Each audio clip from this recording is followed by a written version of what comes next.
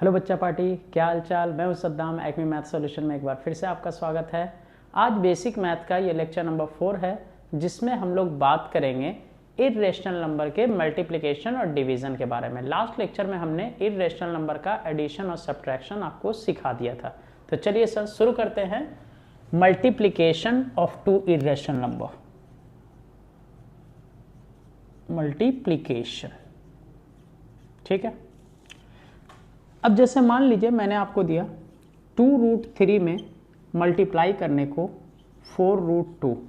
तो बड़ा सिंपल सा कॉन्सेप्ट है। मैंने एडिशन में आपको ये सिखाया था कि अगर आपको दो इर्रेशनल नंबर को ऐड करना है तो देखना ये होगा कि रूट में जितने नंबर होते हैं, चाहे दो इर्रेशनल नंबर हो, 3 हो, रूट वाले सारे नंबर सेम होने चाहिए। यानी रूट के अंदर का वैल्यू सेम होना चाहिए, तभी आप दो नंबर को या उससे ज़्यादा नंबर को ऐड या सब्ट्रैक्ट कर सकते हैं।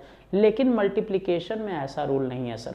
मल्टीप्लिकेशन में रूट वाले नंबर मैच करें या ना करें, इस बात से कोई फर्क नहीं पड़ता है। आप सिंपल आपको यह काम करना है कि बाहर वाले नंबर को बाहर वाले नंबर से मल्टीप्लाई कर देंगे और रूट वाले नंबर को रूट वाले नंबर से। तो आंसर हो जाएगा 4 2 = 8, 3 2 = √6। आ गया आंसर। काफी सिंपल है सर। चलिए एक और एग्जांपल हम लोग कर लेते हैं। जैसे मान लीजिए मैंने लिखा 4√3 × 2√5। तो मैंने कहा रूट के बाहर वाले नंबर से मल्टीप्लाई करते हैं। इसमें देखिए रूट के अंदर नंबर सेम हो या ना हो, उससे कोई फर्क नहीं पड़ना चाहिए। रूट के बाहर वाले नंबर बाहर से मल्टीप्लाई करेंगे तो 4 2 = 8 और 5 3 √ 15। ये आ गया आंसर। एक और एग्जांपल लेते हैं, 3√3 × 2√3। अब यहां पे जरा ध्यान से सर, बाहर को जब आप बाहर से करेंगे तो 3 2 = 6 आ जाएगा। लेकिन जब आप √3 को √3 से करेंगे तो रूट के अंदर 2 बार 3 आ जाएगा। और मैंने लास्ट लेक्चर में ये पढ़ाया था कि अगर रूट के अंदर दो नंबर सेम पेयरिंग कर ले तो 2 के बदले एक बार बाहर निकालना पड़ जाता है।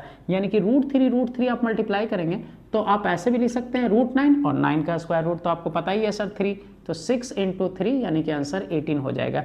एक और देख लेते हैं, 4√5 × 2√5। तो देखिए बाहर को बाहर से मल्टीप्लाई करेंगे तो 4 2 = 8। अब रूट वाला 5 और ये रूट वाला 5 2 हो गए। अब पेयरिंग के बदले एक बार बाहर आ जाएगा, तो इन दोनों √5 के बदले एक 5 बाहर आ जाएगा, तो 8 5 = 40।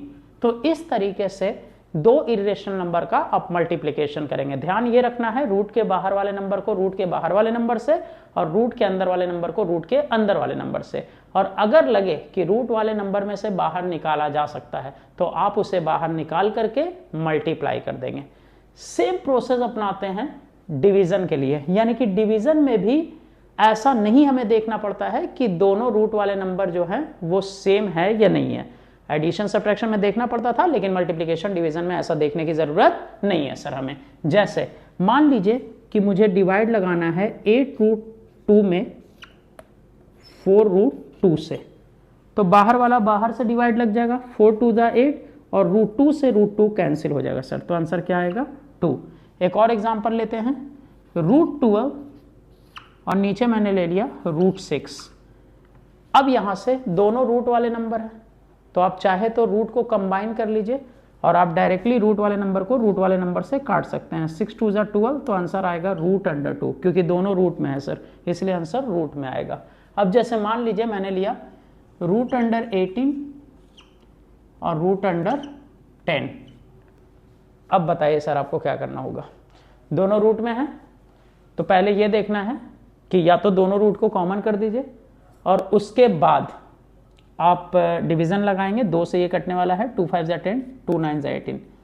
अब 9 का रूट आप बाहर निकाल सकते हैं सर। 9 का रूट क्या होता है 3, तो ये बाहर आकर के 3 हो जाएगा, लेकिन √5 आप बाहर नहीं निकाल सकते हैं, तो आंसर हो जाएगा 3/√5। क्या यहां तक का आपको क्लियर हो गया?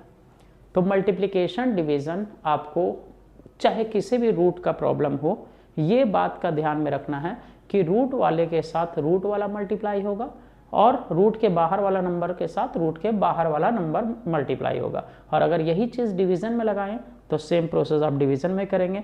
रूट के बाहर वाले नंबर को बाहर वाले नंबर से डिवाइड करेंगे और रूट वाले नंबर को रूट वाले नंबर से डिवाइड करेंगे। तो ये एक सिंपल सा प्रोसेस है जिसमें कहीं भी आप इरेशनल नंबर का मल्टीप्लिकेशन और डिवीजन कर सकते हैं। ठीक है, तो आज का वीडियो इतना ही। Thank you.